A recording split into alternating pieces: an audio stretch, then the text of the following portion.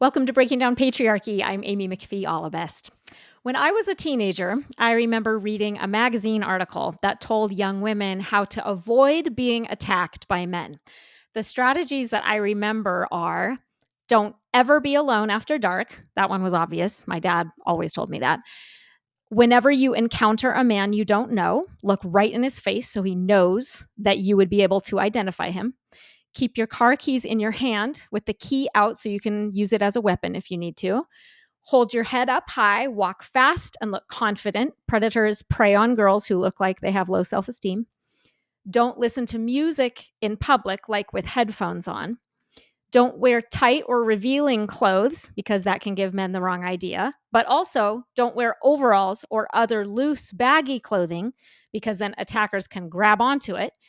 And then the other one, and this is the one that like shocked and scared me the most, was don't put your hair in a ponytail because attackers can grab onto your ponytail and pull you with them. And that one scared me and was just seemed so weird. And I remember also feeling like, oh my gosh, then there's nothing I can do that will not make me a target. I mean, I am a ponytail girl. I had to put my hair in a ponytail all the time. And I thought, oh my gosh, if I did get attacked, maybe like while wearing a baggy sweatshirt or a ponytail, then maybe that would be my fault for being careless and not protecting myself.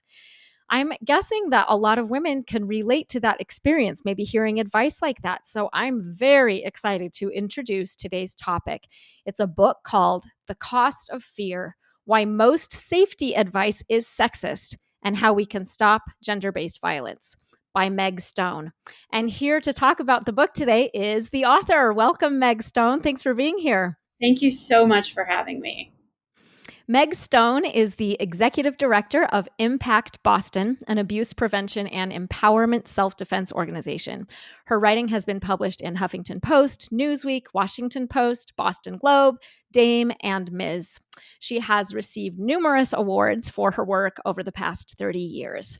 And again, Meg, I'm just so excited to have you here for this conversation. And I'm wondering if you can tell us a little bit about yourself first, where you grew up, and kind of some of the things that brought you to do the work that you do today, and what brought you to write this book. Right. So, one of the reasons that I wrote this book is because the safety advice that you described at the top of the show is the same as what I heard. One of my colleagues was doing historical research and found vintage videos from the 1970s, which had identical baseless safety advice. And if you go on TikTok, really the only difference is the production value and the fashion choices. A lot of what is being circulated and being targeted at teenagers and young women today is no different than what either of us and women of any other generation grew up with.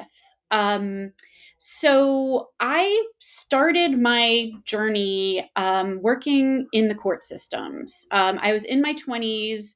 I worked for a domestic violence program. I thought I was going to go to law school. And my whole job for that part of my life was helping domestic violence survivors get restraining orders or orders of protection.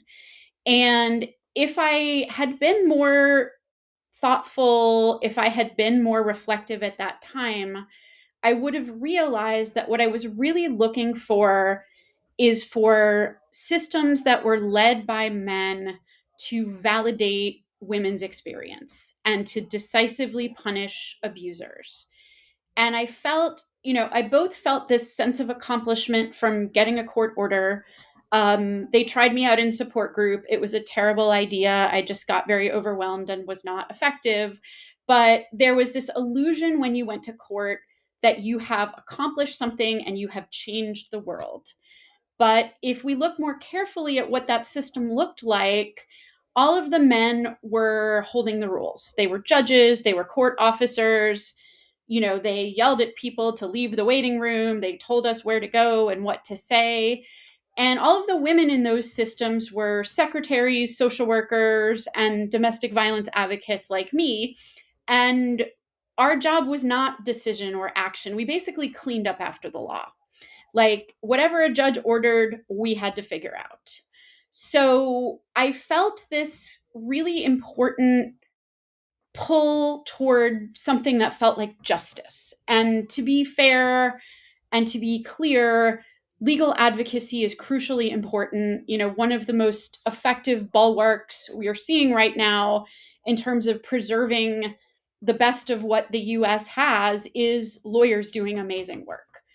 But when it came to those systems, I really saw a lot of the relationship dynamics that we were working to change play out in our relationships with male dominated systems. So I wish I could say, oh, I had this great epiphany and I had this profound revelation and I changed my life. But really, I just got so burned out and so tired that I just quit and, temped for a little while. And what I realized when I took my first self defense class is that everything I believed was something that I could embody, and that all of the change that I was working for was something that I was more capable of doing and more powerful, given that I had the skills to take care of my own safety and have agency in the face of somebody trying to hurt me. Wow, that is really, really interesting. And I do want to talk about we'll get to that a little bit later, the self-defense piece, because I think that's so powerful and so interesting. Okay, so the first thing I want to ask you is just a very basic question, but I think it bears defining, and that is, what is gender-based violence? You have gender-based violence in the title of your book, so let's define it. And it was as I was constructing the book and as I was sort of creating a focus, I deliberately chose gender-based violence and not violence against women. The terms overlap a lot, and women are the primary targets of gender-based violence. But the UNICEF definition of gender-based violence is one that really resonated. And what they uplift is physical, sexual, mental, or economic harm inflicted on a person because of socially ascribed power imbalances among people of different genders. Um, and especially in the world that we're living in right now, every definition of gender based violence has to be inclusive of trans people, non binary people, and men are often subjected to gender based violence when they are somehow stepping out of the prescribed masculinity box. If you listen to, we do a lot of work with high school students, and one of the biggest forms of harassment that high school boys get is being equated with women or girls or gay people if they're not doing being a man right. So it has sort of that characteristic of perpetuating gender inequities, also race-based violence, disability-based violence, and other hate-based violence is related. But another defining characteristic is that the majority of it is enacted in private. So the types of social change strategies that work to, prevent fracking or to change, environmental racism are very different than the types of change strategies that prevent or stop an act that is usually unwitnessed and is usually caused by someone that we are supposed to be able to trust, or at the very least, we are supposed to not be afraid for our bodily safety. And if you look at the actual data and evidence, big shocker, it says nothing about ponytails. There is a, 70 something page incident report from the National Crime Victimization Survey, which is the largest national survey of people's experiences of violence. And there is nothing about ponytails. There is nothing about headphones. And yet the baseless safety advice persists. But Yeah. the two contexts in which sexual, intimate partner, other types of gender based violence are enacted are in close relationships or intimate relationships and in economic relationships. And what I mean by Mm. economic relationships are either the workplace or schools or colleges or universities or other training programs that prepare us for the workplace. I spent a lot of my research time speaking to women who are in the science and technology, engineering, and math fields, people in PhD programs, people in sort of academic or biotech settings. And the folks that support women in getting out of abusive or toxic labs have completely given up on the systems, have completely given up on the universities and the other institutional systems, because a lot of the way this sexual harassment or sexual coercion functions is to withhold a PhD or a postdoc to keep somebody subordinate. So, what this type of harm does is it disrupts our ability to trust and it disrupts our ability to be financially stable. And so, when we're looking at strategies to resist this harm, for me, it is really important that people who are most likely to be targeted for this harm are at the center of the strategy. So interesting. I have to say, you did write a lot, I noticed, about STEM, women in STEM. Mhm. And it really, because I am not in STEM myself, and actually none of my daughters have really have really gravitated toward those fields. It's kind of a new thing for me, but I will share one of my daughter's very close friends in high school is like a computer science and math and just all kinds of sciences Mhm. genius, basically. And she experienced the most horrific sexist, just like constant harassment in, I don't want to identify her at all, but I Right. will just like say some of the clubs that she was in at her really excellent school. Yeah. um and she kind of just like didn't say anything about it. And it was horrifying to me that in 2023, 2024, that she was still experiencing just constant, totally gender based. And I think she was one of, if not the only girl in the entire club. And those boys would say just the most sexist things and then just kind of pass it off as a joke if she did say something about like, oh my gosh, like stop. They're like, what's the problem? Just constant harassment. And if she brought it up to the teacher, who is a really good guy, I knew this man, I think maybe he was just so used to it and he's a different generation. He was blind to it and did absolutely nothing to help her. And I was really stunned. So I think if I hadn't had that experience recently of hearing my daughter say, like, Mom, it is so bad. I'll say one thing, like high school boys, and this is not just to this one girl, it was like endemic. High school boys would do things in like science classes when they would be working out like equations on their whiteboards. They would like toss the whiteboard to a girl and be like, clean that. As it like, Yeah. and then they would be able to pretend they were joking, like if the girl made a big deal about it, clean that and walk away. It just makes me Yeah. sick. Anyway, boy, is it still a big problem in STEM. And it's a way of creating a psychic load, and it's a way of Yes. creating fear, stress, uncertainty, anxiety. And that's why I called the book The Cost of Fear, Mm, because it is not just the actual trauma of experiencing a sexual assault or intimate partner violence that has a cost, but it is the extra energy that your daughter's friend has to put into her participation in that STEM club.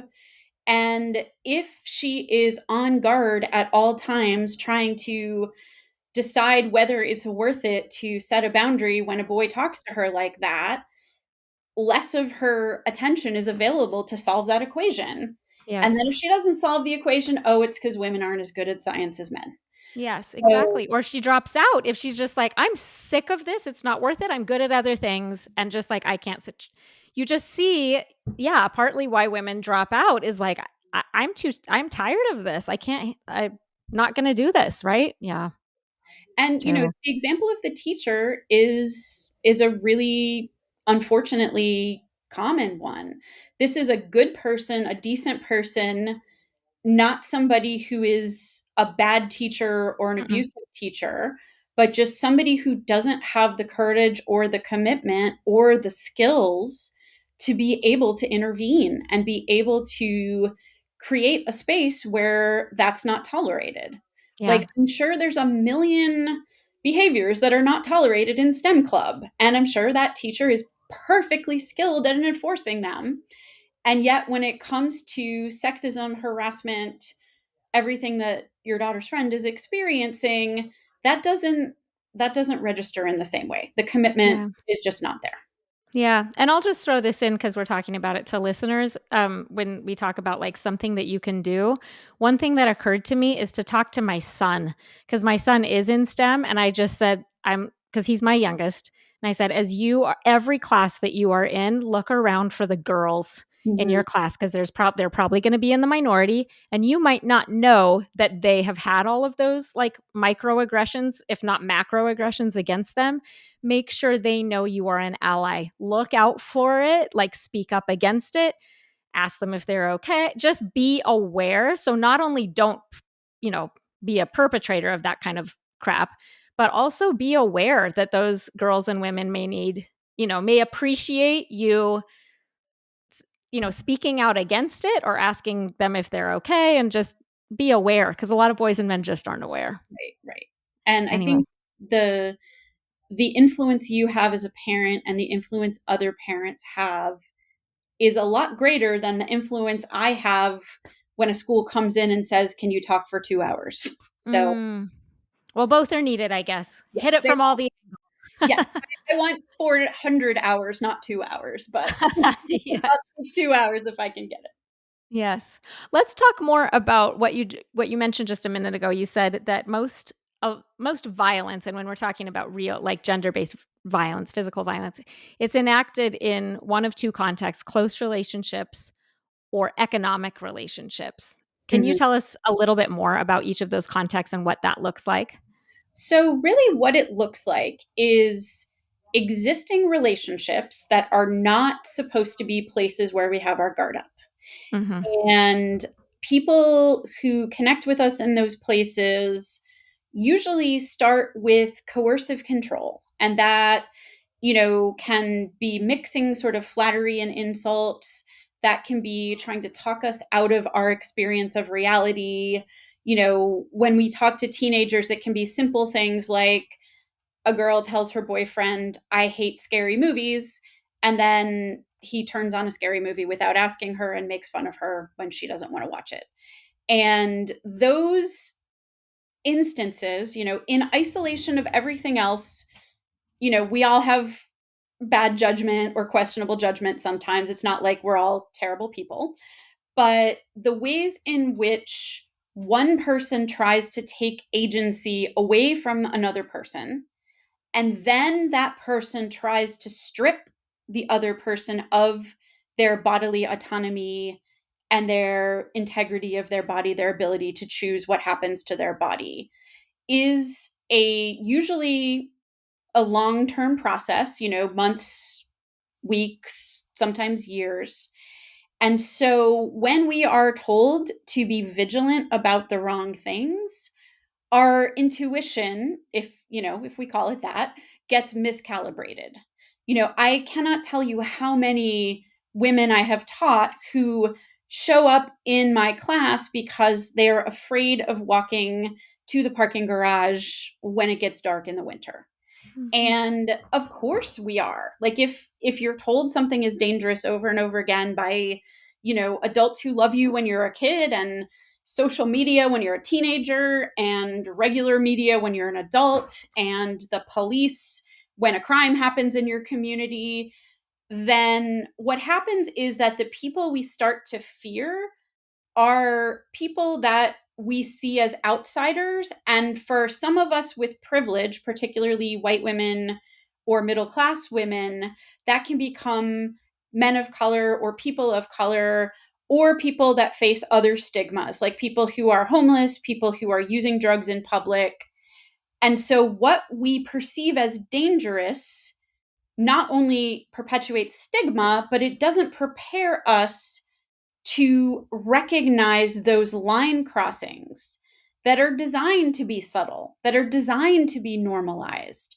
So if I am afraid of some guy grabbing my ponytail, then, when my classmate, snaps my bra, I don't recognize that as a problem because he's not a creepy Mm, guy grabbing my ponytail. mm, So I think it is real, it does all of us, the men that I have met, the men that I interviewed for my book that give that safety advice have incredible sincerity. They really care. Some of them have experienced or witnessed violence in their own lives and they want other women to be safe. But when safety advice is a series of directives, like if you do you must not wear a ponytail, you must not wear headphones. Your example about clothing is a perfect one because some of the safety advice actually contradicts itself. Don't be on your phone because you look distracted, but get on your phone and pretend you're calling your boyfriend. yeah, You know, true. so it's impossible to follow. But if you think about it, it's also somebody telling you what to do.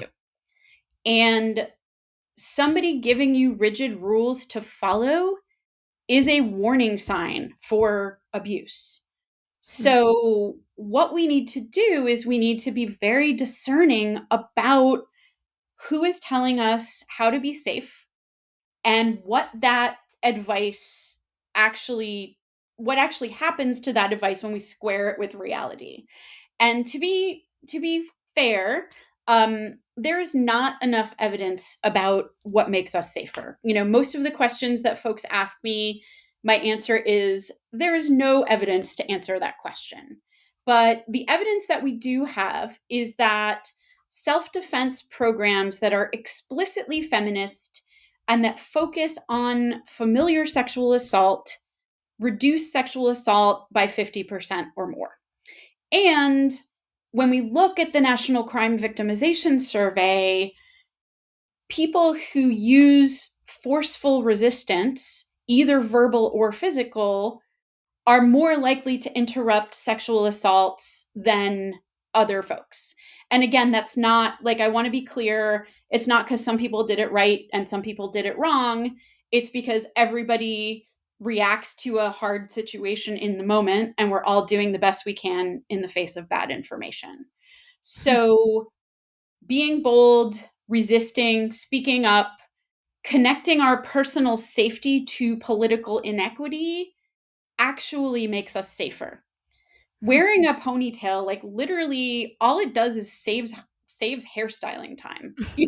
Like I estimate that I have saved 4 months of my life over the course of my lifetime by not have I'm terrible at styling my hair. Anytime my hair has had to look good, I've had to like emergency call a friend because I cannot style my hair well. But I hope I've read some really good books in the 4 months I have saved in the course of. That is fantastic. Well, it's good to know that it didn't jeopardize your safety, right? As that is a complete myth. I'm a big ponytail fan myself.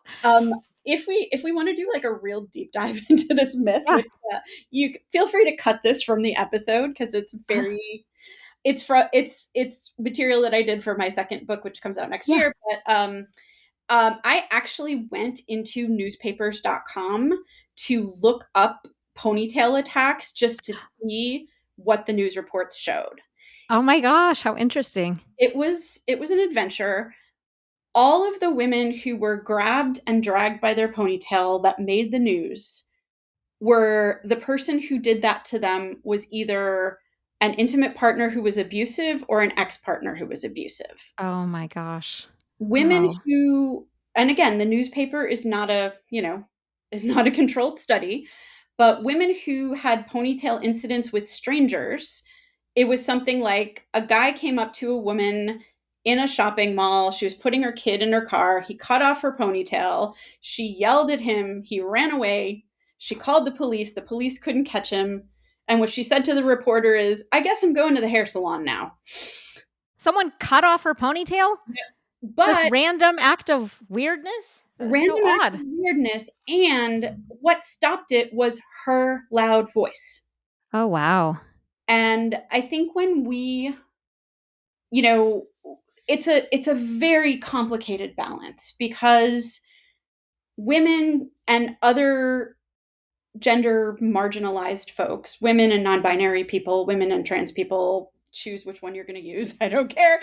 Um, face so much blame if we experience sexual assault. What were we Mhm. wearing? Why didn't we, why did we go to that party or have that drink or do that thing? So in that context, feminists and other social justice oriented self-defense is just as vigilant about challenging victim blame as it is about teaching skills. Mhm. So it is very important that resistance be seen as an option, as a possibility, but not as any type of requirement. And at the same time, it is important to acknowledge just how often we save our own lives and just how often we save and support each other. One of the organizations that I interviewed for my book is a theater organization that was founded by a man who was a serial sexual abuser.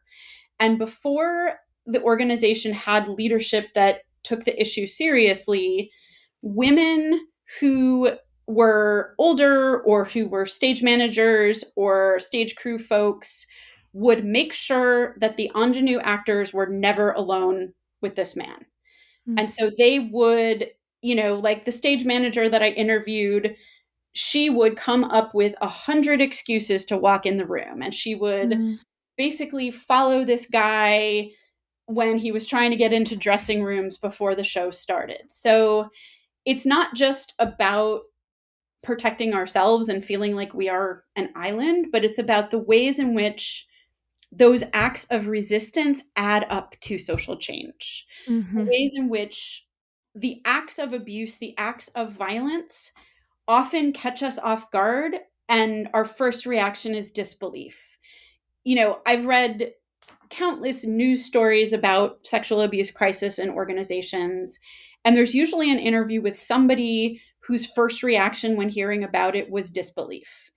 And we have that disbelief because we're waiting for the guy in the black hoodie hiding in the Walmart parking lot. But we also have this disbelief because we're protecting people in power, particularly men in power. So part of feminist or empowerment self defense training is learning the skills to move through that disbelief in a split second so that we are available for the act of resistance that will interrupt the harm. And the more of us do that, like imagine your daughter's friend's STEM club. If one boy told a joke and two other girls and six other boys and the teacher all had the presence of mind and the commitment to interrupt that. Mhm. And that is, what it takes is the capacity to access a boundary or a response of resistance in the moment of intimidation when our bodies and our brains are under stress. Mhm. Which takes practice, right? And we're going to talk about that because it's not, I mean, if you've never done it before, there's all the different things that people do when they're not prepared. Let's talk about that in a little bit. First, I want to ask you because I thought this was such a helpful framing for me that you talk about two opposing philosophies of how to make people safer: safety through compliance and safety through resistance. And you've been kind of talking about that already, but can you just really, I loved how clear that was: safety through compliance and safety through resistance. Can you tell us about each one a little bit more? Right. So, safety through compliance is a belief system that comes largely from male dominated institutions and individual men. And it tries to convince us that the way to be safe is by following rules that restrict our lives. Compliance based safety advice usually uses words like always or never. It gives us directives that are only relevant to the minority of violence, which is from total strangers in mundane public places. Parking lots, there was a slight uptick in car thefts, according to the FBI, in the early 2020s. But parking lot crime at this point is very rare among strangers. But if all of our safety advice is based on telling us to be vigilant in places that are not statistically common sites of violence, and it tells us to restrict our lives. And if we don't restrict our lives, it is our fault. What I find really notable is a lot of these individuals or organizations give the advice that we need to be smart. But when I think of smart, I think of critical thinking, asking hard questions, analyzing, looking at multiple sources. But you aren't smart by analyzing, you're smart by following. And so this compliance-based safety advice becomes its own form of coercive control. And it would be one problem if it were a bunch of individual entrepreneurs or individual authors who gave this advice. But a lot of this advice is found on taxpayer funded websites of police departments, and it's found on sort of tuition or state funded websites of colleges and universities. So if your county health department were to tell you, don't eat vegetables outside because you absorb less vitamins, first of all, somebody would stop that because it's irresponsible and baseless. And if they didn't, any number of vegetable eating hikers would complain. The level of separation from fact that I have found on any number of law enforcement, sheriff's department, local police, campus police websites is about the same as the ridiculous example I just gave about the county health department. And it does not get challenged. I had the county sheriff in Ripley County in Indiana that put they have a safety tip on their website that talks about what rapists are looking for. And basically, you shouldn't wear a ponytail or have long hair. You shouldn't wear clothes that can be cut, but you should wield an umbrella because a rapist will see the umbrella from far away and, be afraid of you. And I asked the sheriff, I'm like, why is this advice up there? And there was not a good answer, nor was there any sort of acknowledgement that not having a good answer was a problem. And I heard this from several of the men I interviewed, both in, institutions and individuals. It's just something to think about, just helping people, just want to give people something to think about. And okay, I want to think about something that is factual. I don't know about you.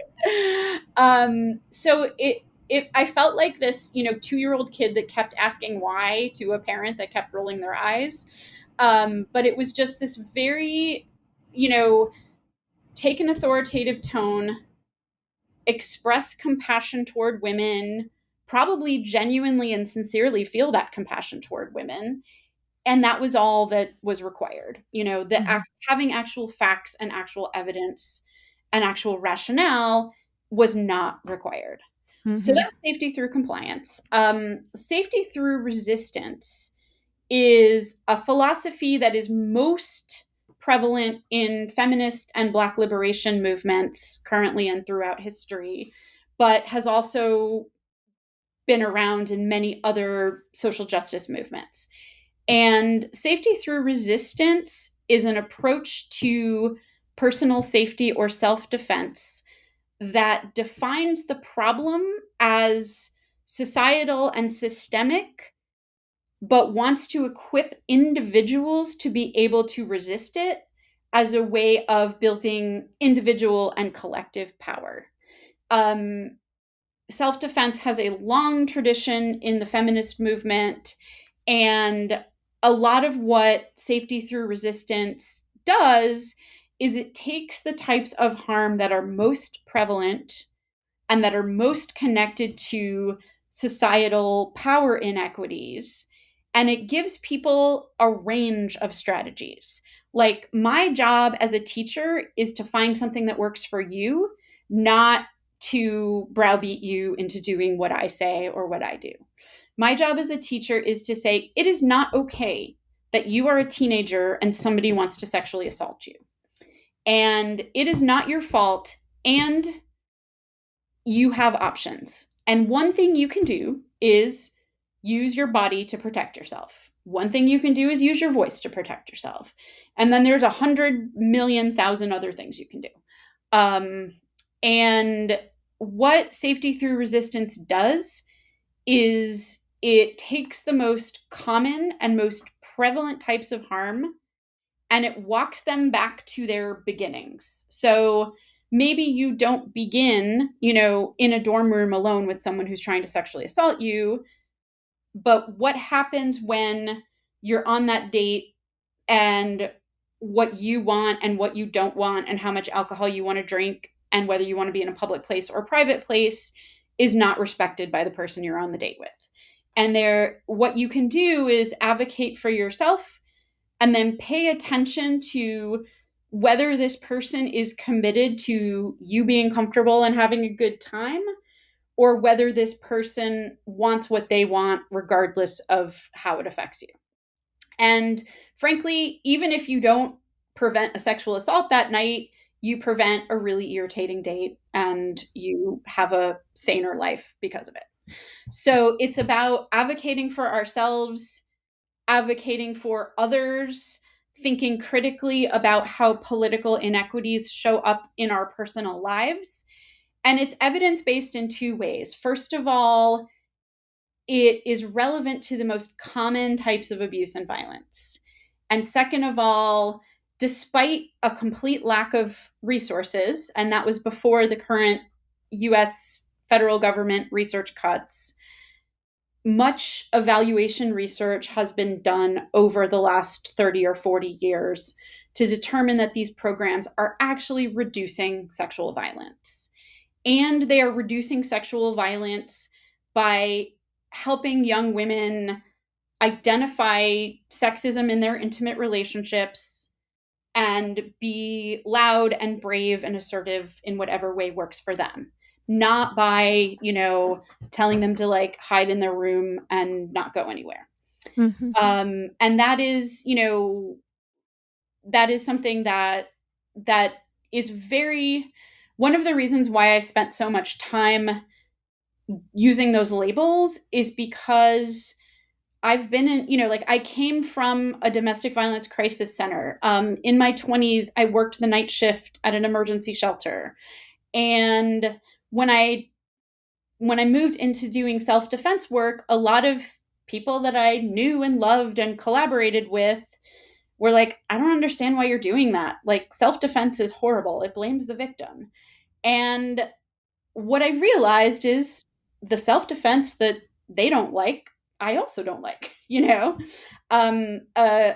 a teacher, man telling a bunch of women, like, your body is a crime scene, Okay. not very Yes. empowering.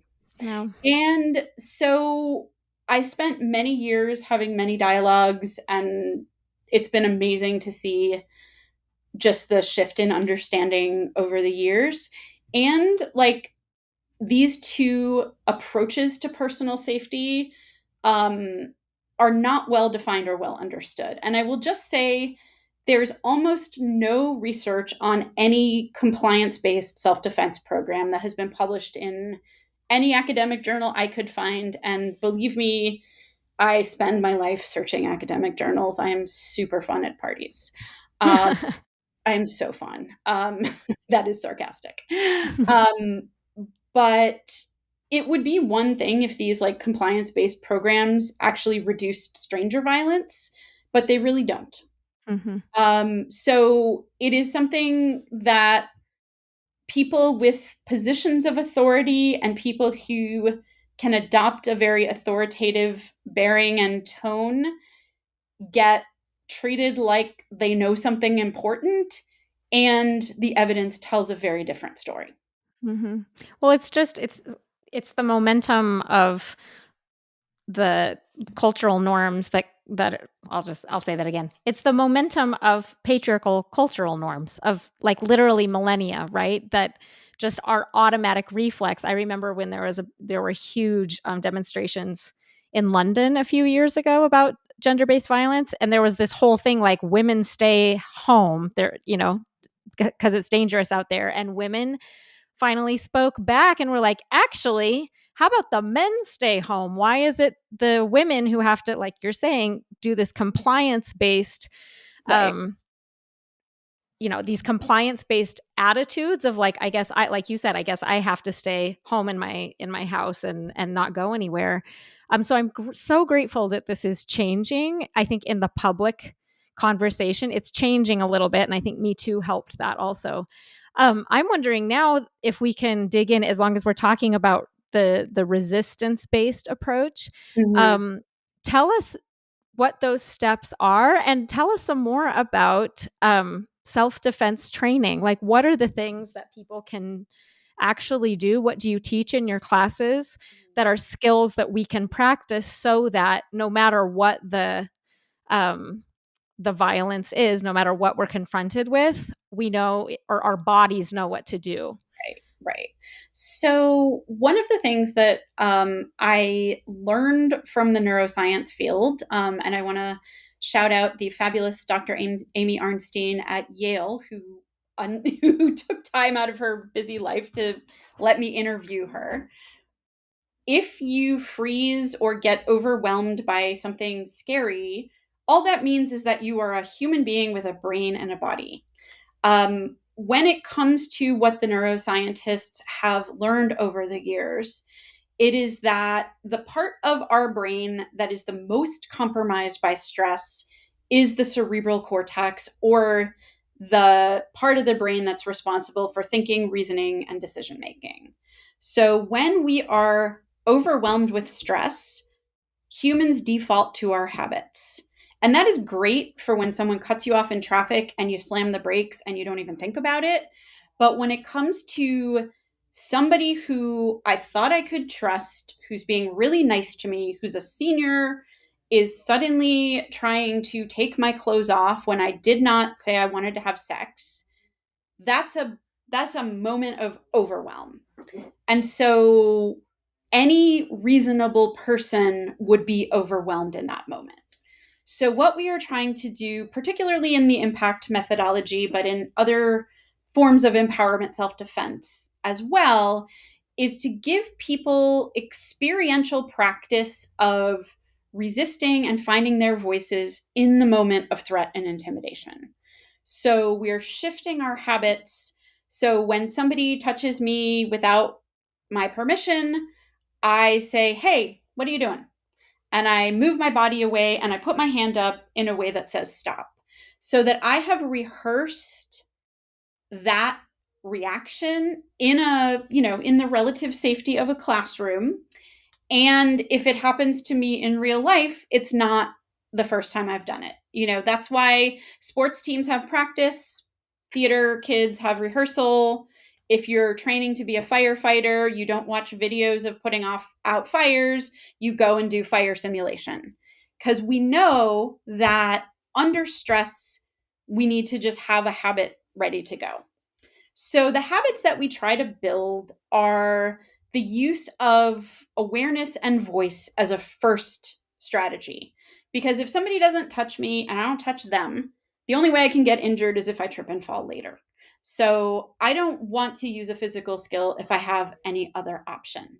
That said, the process of learning physical skills has been shown by research to be both very healing to abuse survivors and also confidence building to anyone who gets studied. So, using your body powerfully has a psychological effect that is oftentimes very positive. But the first thing I'm doing as a self defense strategy, and when students ask if I've ever used the skills, they're picturing me like elbowing some dude in the face And I'm like, yep, I use the skills every day. And they're like, oh, and I'm like, well, what I do is I say what I want and what I need, and I pay attention to how the other person reacts. And, one way to get information about how trustworthy someone is to voice our likes, our dislikes, our wants, our boundaries as individuals, but also like if we work in a daycare or a school or we work in another organization, we have boundaries on behalf of the organization. So we say, like, you know what? I'm not a fan of horror movies. And the first date person that says, okay, cool, let's watch a movie we both like, is different than the person who is going to like argue the case of horror movies, berate me for not liking horror movies, and roll their eyes at the non-horror movie we decided to watch because they really want a horror movie. And again, like, we're all works in progress, and like these kind of reactions are things that especially young people have a learning curve over. So if somebody does one of those things, it doesn't mean like, oh, they're dangerous. It just means this is not a person who is equally concerned about my well-being as theirs right now. Mm-hmm. And then if the situation escalates, if the situation gets more dangerous or more concerning, the next strategy is really very straightforward, really just narrating what happened. Folks who harm people close to them and folks who harm people in intimate ways get a lot from our silences, our embarrassment, and our wish to pretend that it's not happening. So, saying something like, I just said I wasn't comfortable with your arm around me, and you just put your arm around me again. What's going on? Or, I'm moving away and you keep moving closer to me. Or, just whatever, like, you just touched my hair and that's not okay. So, really, just saying out loud what is happening is a great skill. And, we've worked with a lot of women in very different male dominated professions, STEM, finance, construction, and depending on the social cost and the benefit, those statements might be very indirect and they might be very direct. It may be, I have to do a lot of emails, so I'm going to go upstairs when you're at a convention and like your male colleagues are trying to get you to go out to a bar. Like, nah, you want me to do a good job tomorrow, so I need to sleep. Finding a way to name the behavior can be very powerful. And then if you are experiencing threats, intimidation, harassment, somebody yelling at you, um, there's two. The things that are unsafe are somebody too close to you and somebody trying to overpower your ability to resist either verbally or physically. So, a lot of what we teach is a hand position where both of my hands are in front of me, my thumbs are close together, my fingers are pointed toward the ceiling. And if you read this body language in one word, the word is stop. So, I'm not, looking like the ultimate fighting champion. I am like a perpetual last kid picked in gym class. So, any self-defense skill that I can learn well enough to teach is not, going to make it to an action movie. So you want to use phrases like stop, leave me alone, and don't come any closer to me. So you're not ordering or commanding the person, you're not swearing at the person, but you are making it very clear that it is not okay to get closer to you or keep interacting with you. Mm-hmm. Um, Another really important skill, more like broadly for safety or community safety than straight self defense, is understanding the difference between a person who is agitated and possibly struggling around a trauma response versus a person that's a threat to us. So, a lot of the folks that we train work in shelters, work in employment centers, work in food banks. So the folks that they support are in a lot of crises. And when you're in a lot of crisis and one little thing goes wrong, it can be the straw that broke the camel's back. So, in those situations, using empathy and problem solving, along with making sure you have physical distance and you're setting boundaries about how the other person is treating you. Things like, I really want to help you. I can't help you if you're yelling at me. I can't help you if you're pounding on the table. But what I really want to do is try and help you get some food for today. And being able to hold that boundary in a way that acknowledges that that person is living in an unfair system and needs some sort of support. Whereas with somebody who is a threat to me, somebody who is trying to get me to go with them, trying to, like verbally berating me, verbally harassing me, this is not the time for your beautiful Shakespearean sonnet about gender equity. It is stop, leave me alone. No, don't come any closer. And if you say leave me alone like 100 times, then your brain doesn't have to think about like, oh no, what am I going to say? And then if none of that works out, and if this person still chooses to be a threat to you, use a strong part of your body against a weak part of their body. Head, eyes, groin, something that doesn't require a lot of fine motor coordination because you're under stress. You can, if you have less muscle mass, if you're 5 foot tall and they're 6 foot tall, you can equalize those disadvantages by striking a part of the body that is an inherent vulnerability. And going back to our little dialogue about ponytails, if somebody grabs my ponytail, what they're doing is they are putting their face in the perfect range for my elbow. So if that ever happened, if my ponytail, so the thing about being grabbed, and this is something that we don't think about when all the safety advice we get is about diminishing ourselves and being afraid of the world. Anyone who is grabbing us does not have that hand available to do anything else. So if the person is grabbing my ponytail, the most they have is one free hand. And they have two vulnerable targets that are at different ends of their bodies. So if I'm asking what's free on me and what's vulnerable on them, then, thanks for that ponytail grab. I would have had a worse rear elbow if you hadn't done it. I don't need to be glib, hurting another No, it's person. great. No, it's important. That's exactly right. So you're just watching. I love that question. And before I read your book, this was completely new to me, honestly. I mean, I knew like go for the eyes, I guess, and the groin, but I didn't have a lot of these skills that you talk about, but in terms of what's free on me and what's vulnerable on them and just watching for those things. Yeah, super, super helpful. Because it's not like there is no violence, even, statistically common forms of violence are not predictable. So having like a principle is going to help you more than like having perfect choreography. Yeah. There's a reason why self-defense is not an Olympic sport, because you can't get a 10 on your, ground kick. It's more like, Mm-hmm. what could you do in that moment? Yeah. Yeah.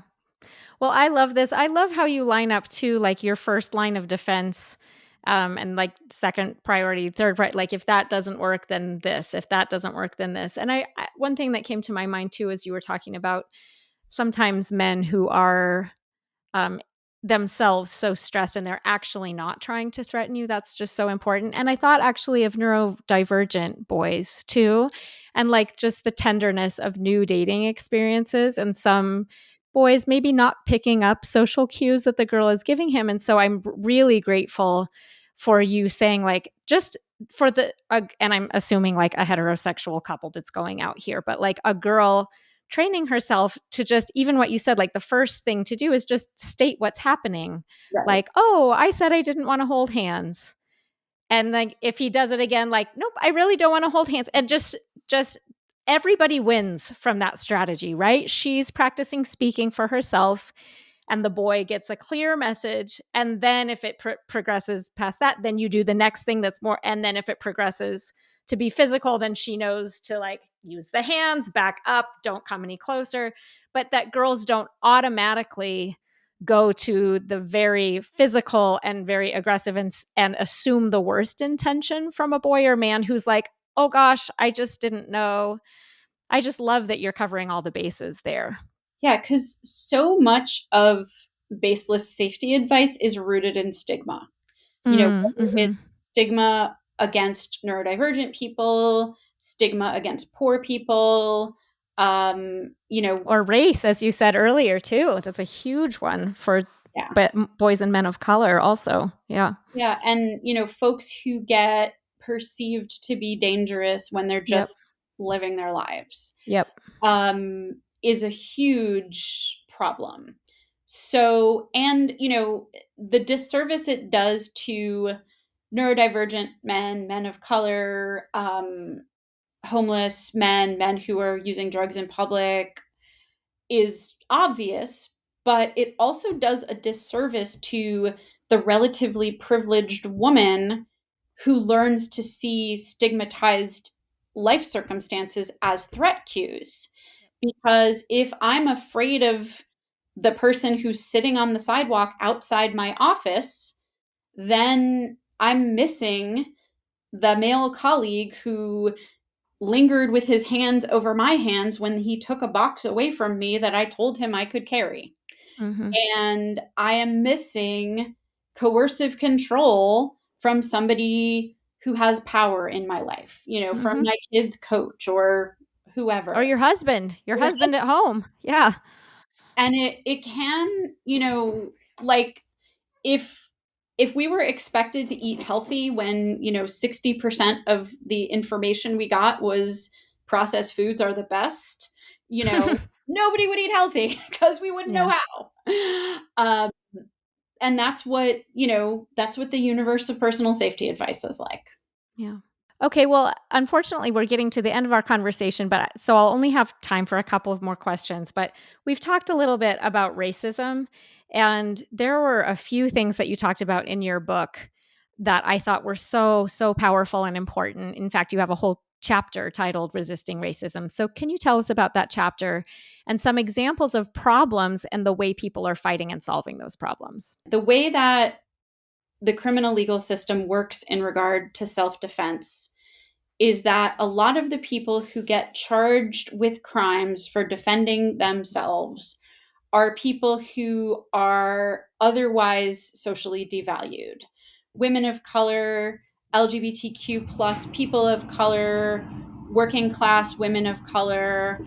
And it is a real problem. And it is a real inequity when self defense law is not made accessible to the folks that have the least access to the kinds of support services that would help somebody get out of an unsafe situation safely. There's a wonderful organization called Survived and Punished, and it's an activist organization that works to support and defend folks who are survivors of abuse and violence who then get criminalized, sometimes incarcerated for defending themselves. The organization was founded in the 20 teens around the case of Marissa Alexander, who is a Florida woman who was being threatened by her abusive ex when her baby was 2 months old. She shot a gun into a wall, injuring no one, and then she was charged with crimes like attempted murder. And this is Florida. This is a stand your ground state where, not that long before this happened, neighborhood watch person George Zimmerman shot and killed Black teenager Trayvon Martin and was not criminalized. He was tried and acquitted. So, what Survived and Punished recognizes is that the criminal legal system is yet another thing that marginalized survivors have to defend themselves against, not just the individuals who harmed them. So they collaborate. Their model is to collaborate with and educate and support defense lawyers who are working on the court case in the system, but also do political organizing to draw attention to the situation. This issue and the use of defense campaigns goes back to the 1970s. The historian Emily Thuma wrote a really good history of this, noting that in 1974, Joanne Littles, who was a woman of color who was sexually assaulted, was the first person to use self-defense in a rape case. Self-defense laws are designed for, white dudes on the frontier, for lack of a better word. So as we advocate for self-defense, it is, really important to advocate for anti-racist activism and anti-racism within the criminal legal system.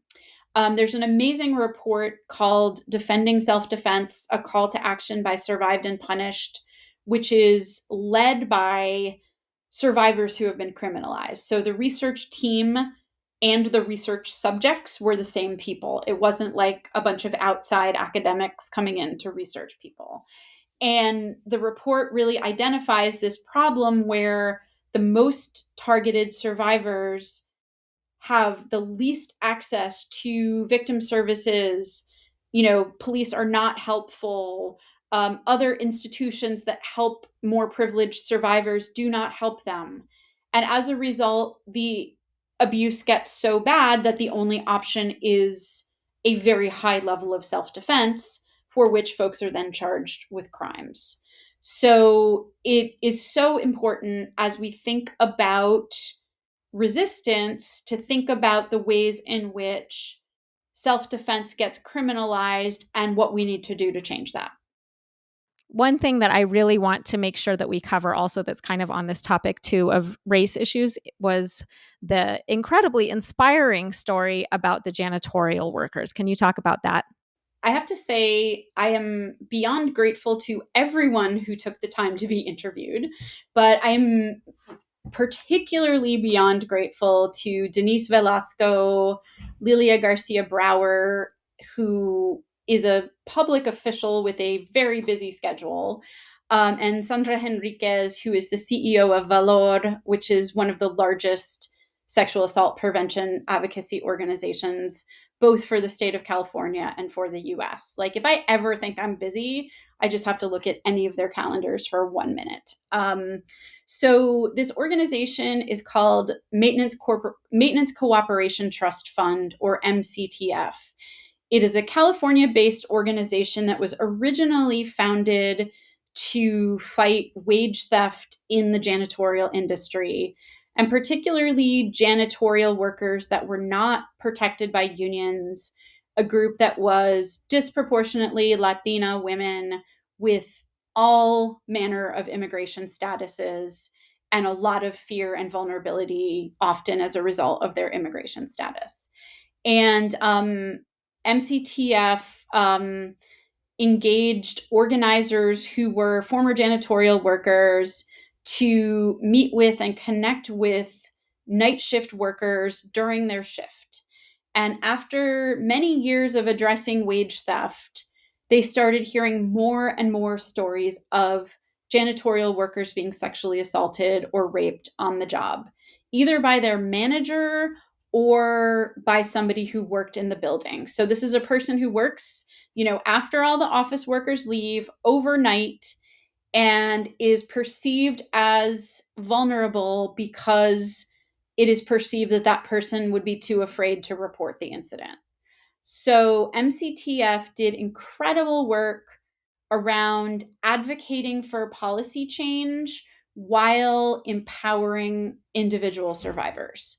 And it was amazing to watch more and more janitorial workers speaking up about sexual assault, but also the way in which the organization recognized that helping people develop the belief that they were worth protecting and confidence in themselves and getting the space to heal from sometimes incredible amounts of trauma went hand in hand with showing up at the state house, protesting bad policies, fighting for sexual harassment protections for janitorial workers. And they implemented a self-defense program called Ya Basta, which translates as enough. And it's designed specifically for janitorial workers to learn physical and verbal skills to resist abuse and violence and harm. And it is taught in Spanish. It's taught in a way that's accessible to janitorial workers. And it really, for me, it really demonstrated how resistance is both individual and collective. And I just have so much admiration for all of the folks who have worked at MCTF over the years, and the real political gains, the real requirements that they have changed, the millions of dollars in stolen wages they have recovered, and the fact that they have done just as much to prevent and address sexual assault and to hold companies accountable for not creating safe workplaces. It's incredibly inspiring. I'm so happy that you included that. Well, Meg, this has been just such a wonderful conversation. And I'd love to wrap up our conversation with the chapter that's titled, So What Should I Do? What Should I Tell My Daughter? And I want to end with this chapter because this season's theme is taking action. So I would love for you to tell us, what can we do? What are some things that are actionable that we can do to stop gender-based violence? Right. We can do a lot. We have power, we have agency, and often we have support that we can access.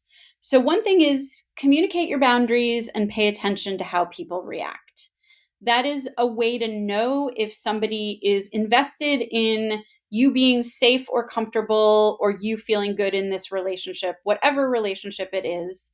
And sometimes you will prevent harm, and other times you will prevent really boring situations you don't want to be in.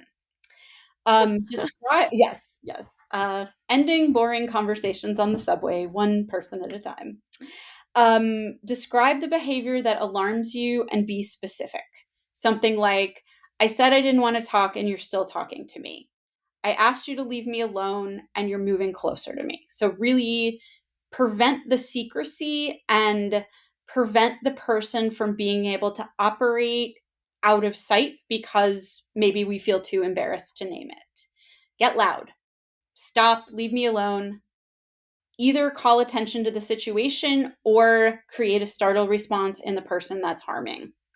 Also, keep it simple. Self-defense does not require any fancy language. Things like stop, leave me alone, don't come any closer to me are best because they are about myself. The last thing I want to do is get in an insult match to the point where I can't tell if I'm still defending myself. And by repeating stop or leave me alone, then I don't have to spend too much energy thinking about what I'm going to say. Figure out if you can leave. If you don't like a situation, don't let social politeness get in the way of your well-being. So if you are at drinks after work and the conversation is getting inappropriate and people are touching you in ways you don't like, and when you name it, nobody is paying attention. All right, guys, I'm out of here. Can you leave? And if something is more imminent, is there an exit?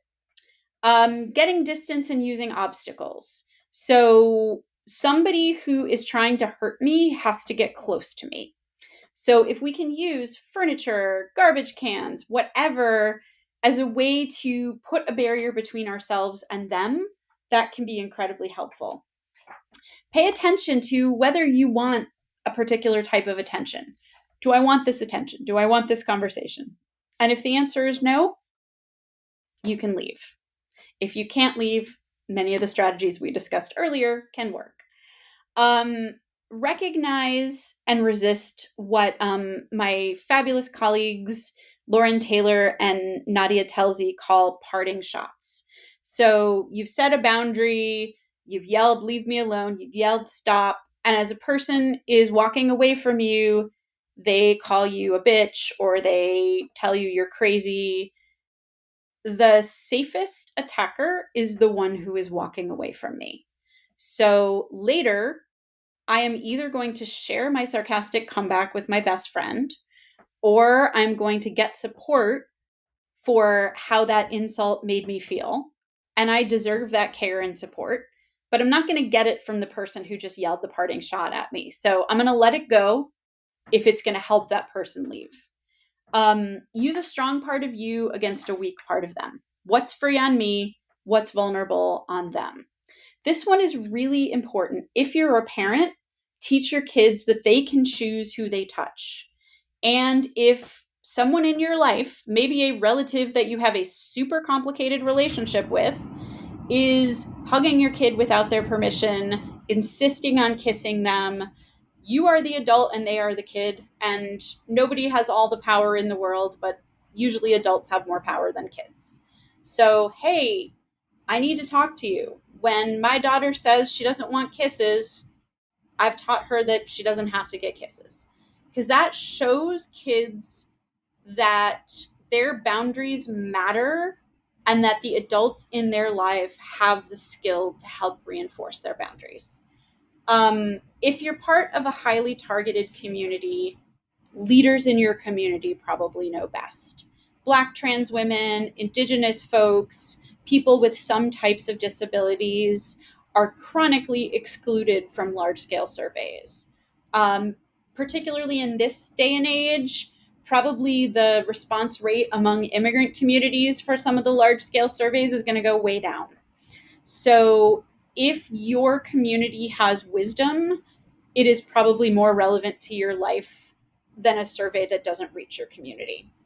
And then the most important one, if someone gives you safety advice, ask why. The question, what is the evidence that supports what you just told me to do, should not be a gotcha question.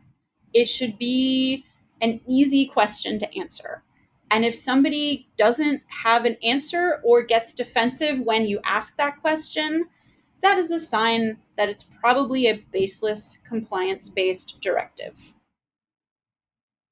Those are all so helpful, Meg. Such important and relevant wisdom. I'm so grateful and thankful for your book. I can't recommend it highly enough. Such an important topic that really transcends all everything. Unfortunately, like the need for this conversation, it transcends place and culture and age and socioeconomic um, barriers. It's just such an important topic. So thank you for writing it. Thank you for being here.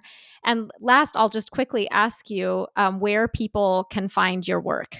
ImpactBoston.org, megstone.org, or By the Cost of Fear, anywhere you can find books. And Awesome. at the library. And at the library. That's true. Again, thank you so much, Meg Stone. Thanks for being here today. Thank you so much for having me. I have really learned a lot from your podcast, and I love how the two meanings of breaking down are so prevalent, both the explaining and the dismantling. So thank you awesome. for having that double meaning in your podcast. Thank you. Thanks for saying that.